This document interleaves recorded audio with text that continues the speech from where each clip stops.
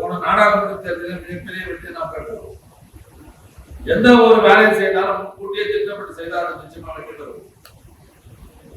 நாடாளுமன்ற தேர்தலுக்கு 1.5 வருஷத்துக்கு முன்னாடி வேலை ஆரம்பிச்சோம்.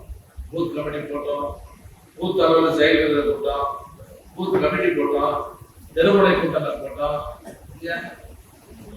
கிட்டத்தட்ட 1 வருஷத்துக்கு முன்பாகவே எல்லா வேலையும் ஆரம்பிச்சு நீங்க கூட திட்டிருப்பீங்க. வேற வேலையே கிடையாது, இந்த வேலை செய்ய அந்த வேலை செய்ய சொல்ல கூட திட்டிருப்பீங்க.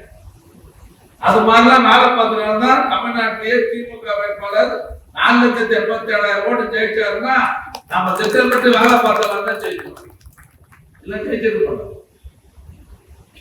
அதனால 2026 யார் வேட்பாளர் தலைப்பு யார் வேட்பாளராக இருந்தாலும் ஆலத்தூர் மிகப்பெரிய வாக்கு வித்தியாசத்திலே நாம் வெற்றி பெற வேண்டும்.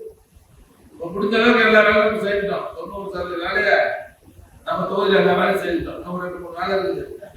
பூபானம் சொன்ன மாதிரி பச்சை மார்க்கெட்டு நம்ம கிட்ட இல்ல, அது ரயில்வே துறை நாம முடிஞ்ச அளவு வேலை போடுறோம். இந்த பழவந்தாங்கல் இருந்து நேரா ரோடு நிதி ஸ்கூல் கேட்டு அதை பிரிச்சு அதுக்கெல்லாம் பணம் கிடைச்சேன். என் தொகுதி மேம்பாட்டுக்கு 1 கோடி ரூபாய் கொடுத்துருக்காங்க. அது 3 கோடி ரூபாய் எஸ்டிமேட். இன்னைக்கு 1 கோடி கொடுத்தாங்க, பணம் கொடுத்து 2 வருஷம் ஆச்சு. இப்ப வேலை ஆரம்பிக்க போறாங்க. இந்த ரோடு ஸ்ட்ரைக் பண்றது வேண்டிய வேலை நடந்துட்டு இப்போ மணப்பாக்க சுடுகாடு பிரச்சனை இருக்குது. அது நம்ம கிட்ட இல்ல, ராணுவத்துறை கட்டப்பட்டு அது வேண்டிய ஏற்பாடு. எங்களால இந்த அரசின் மூலமாக என்னென்ன வேலைலாம் முடிக்க முடியுமோ அதெல்லாம் நிச்சயமா 90% முடிச்சிட்டோம். இன்னும் அந்த 10% கூட நம்ம 6 மாசம் நிச்சயமா முடிச்சிருவோம். தேர்தல் நேரத்தில் நம்ம யார் வேட்பாளராக இருந்தாலும் வேட்பாளர் அந்த பகுதியை கூட்டிட்டு போகும்போது நெஞ்சு நிமிர்த்தி பொதுமக்கள் மத்தியில் போகலாம். அந்த அளவுக்கு நம்ம தொகுதியில எல்லா வேலையும் முடிச்சிட்டோம். மழை தண்ணி எங்கேயுமே நிற்காது. ராஜா தெரு அதுக்கு எப்படின்னு தெரியும். லேசா மழை வந்தாலும் முன்னாடி தண்ணி நிற்கும். இப்போ ஒருத்தர் சொல்றது எவ்வளவு பாட்டு நிற்காது இல்லையா? அதே மாதிரி நம்ம ரீமேண்டால மாதவபுரம் அது முன்னாடி கீர்த்திராஜ் ஏரியாலாம் லேசா மழை பெஞ்சாலும் முன்னாடி தண்ணி நிற்கும். இப்ப தண்ணியே நிற்காது. எவ்வளவு மழை பெய்யும்? இன்னொரு 4 வீட்டுக்கு போறோம். அந்த பக்கம் அதெல்லாம் வந்துச்சுன்னு சொன்னா இனிமேல் மழை பெஞ்சா எந்த பிரச்சனை இருக்கிறாரு. நம்ம கண்ணனூர்ல அந்த பக்கம் பாத்தீங்கன்னா எல்லா தெருவிலும் 100 கோடி ரூபாய்க்கு மேல மழைநீர் வடிகால் பணி இப்போ நடக்குது. இந்த போய்தான் ஒரு 20% பணி தான் முடிஞ்சிருக்கு. நாளைக்கு காலையில கூட மாநகராட்சியில தம்பி அமைச்சர் உதய அவர்கள் தலைமையில மழைநீர் வடிகால் பிரச்சனை பத்தி ஒரு கூட்டம் போட்டிருக்காங்க. அதை நான் போறோம் அந்த கூட்டத்துல. ஆனா பகுதியில் இருக்கிற பிரச்சனை நம்ம முடிச்சிட்டோம். நீங்களாம் தைரியமா சிலதான் தொகுதிக்குள்ளே போக முடியாது. நம்ம அந்த தொகுதி அந்த பிரச்சனை கிடையாது. தைரியமா கம்பீரமா போகலாம். கோழி வாங்கறதுக்கு எல்லா வேலையும் முடிச்சிட்டோம்.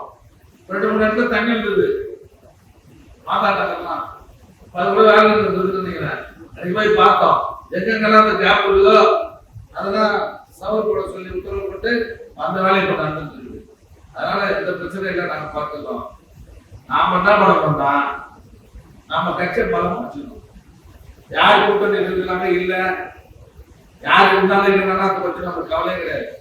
நாம கட்சி இப்போ போன தேர்தலுக்கு சொன்னோம் பாத்தீங்கன்னா நம்ம 6 தொகுதியிலுமே பாத்தீங்கன்னா நம்ம மாவட்டத்துல வடக்கு மாவட்டத்துல அதிமுக வாங்கினது ஓட்டு, பிஜேபி வாங்கினது ஓட்டு, நாம் தமிழர் வாங்கினது ஓட்டு 3 சேர்ந்த கூட நம்ம தான் அதிகமா இருக்கு. அதனால எவ்வளவு மிகப்பெரிய வெற்றி பெறும். அதனால கட்சி அந்த அமைப்புகளை பலமா வச்சிருந்தா முக்கியம்.